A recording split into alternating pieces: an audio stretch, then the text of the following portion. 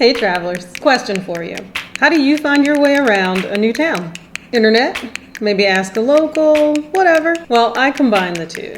I ask a local, but via the internet. Now, of course, this is in preparation for those big trips. I like to understand all the ins and outs of a town that I'm going to. Now, keep in mind, a local is not a vlogger, right? A person that just landed and tells me what was great while they were there is not a local.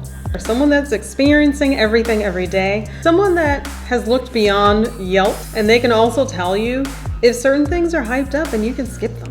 I've been able to learn some amazing tricks of the trade by following people that are like transplants. That person should kind of have the same lifestyle you do. You don't want to follow someone that is a millionaire and completely can live a different lifestyle than you. I'm also not looking for the basic things. I'm not looking for this person to tell me which museums to go to or what restaurant has the most Michelin stars. I'm looking for this person to tell me like that hole-in-the-wall ramen shop that you would never know is there, or where to go and get like really great gifts for your friends and family.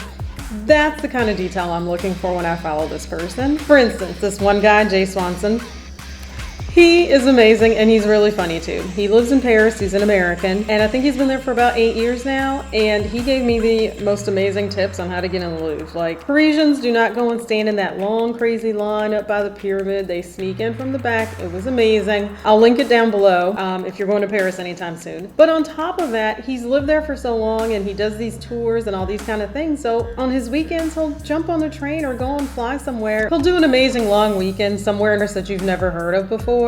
It's outstanding. And when it was time to start planning Rome, I was lucky enough to find this guy named Sean, and he's a transplant from New York, moved to Rome, fell in love, never came home, living the dream. And he actually has a complete series of short videos on YouTube, and they give you tidbits about what to do when you get there, how to get around, where to eat, and how to get into the most amazing attractions without all the crazy crowds. One of the biggest tips I learned from him was this night tour of the city. We did a walking night tour, way less people on the street, small group. You're learning all of the history of the city.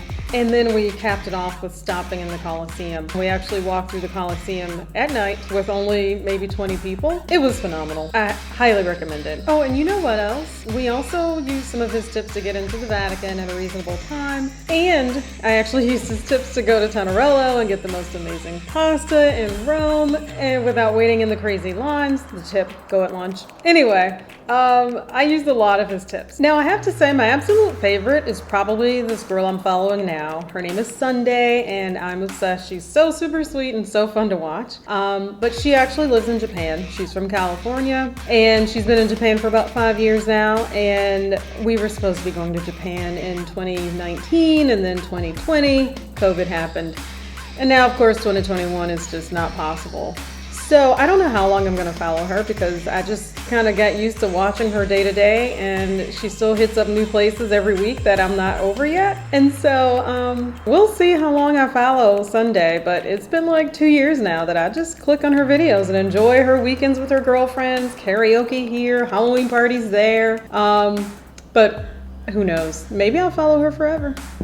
What I really love about Sundai is that she's really lighthearted and fun, and her friends go on a lot of little weekend road trips to all these little areas and villages in Japan that I've never heard of before. Following the usual list of maybe Shirakawa Go and going to Osaka, of course, are always standards, but seeing where they go, like Nagasaki, things like that, I would never know, they would never make it to my list, but thanks to her, they're on my list now. I'm actually following the second person in Japan right now too, and his name is Chris Broad. He's hilarious, like he could be a comedian basically. But he's a transplant from the UK that moved to Japan to teach English and just never left. I think Chris lives up in Hokkaido. Either way, he lives very north of Tokyo. And so I get to see all of this different lifestyle and this different landscape because he's north of the city. And it's just like enlightening. But he hits up these amazing onsens and hot springs like every weekend with his friends. And I'm just learning so much. I can't stop. Maybe once I actually get to Japan, I'll be full of these videos and I won't have to watch them all the time. But right now, I enjoy tuning in once a week and watching 10 minutes of